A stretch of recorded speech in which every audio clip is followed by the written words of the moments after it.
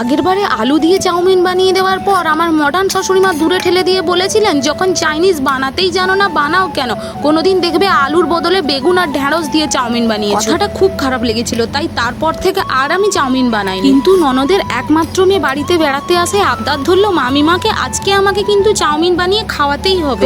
প্রথম না করাতেও এত আবদার শুনে ভাবলাম আজকে বানিয়েই ফেলি। আমি সাধারণত চাউমিন করলে আলুটা দিয়েই থাকি, কিন্তু আজকে বাদ দিলাম আমার শাশুড়িমার খাওয়ার জন্য। কিন্তু ব্রেকফাস্টে সবাই খেয়ে প্রশংসা করলেও আমার শাশুড়িমার মুখে রুচল না। তিনি প্লেটটা ঠেলে দিয়ে বললেন, আমি এই চাইনিজ খাবো না, আলু পটল ঝিঙে কত কিছুই না দিয়েছো। আমার মুখটা শুকিয়ে গেল। এটা কিন্তু আমার শ্বশুর মশাই লক্ষ্য করেছিলেন। তিনি ওই চাউমিনটিকে একটি ফেমাস চাইনিজ রেস্টুরেন্টের বাক্সে ঢুকিয়ে ধরিয়ে দিলেন শাশুড়িমাকে। তিনি চেটে পুটে খেয়ে বললেন, এরকম বানাতে শেখো আগে। পুরো বাড়ি হো হো করে হেসে উঠলো। শাশুড়িমা সব বুঝে বললেন, বৌমা আর একটু কি হবে, মানে আর কি আছে?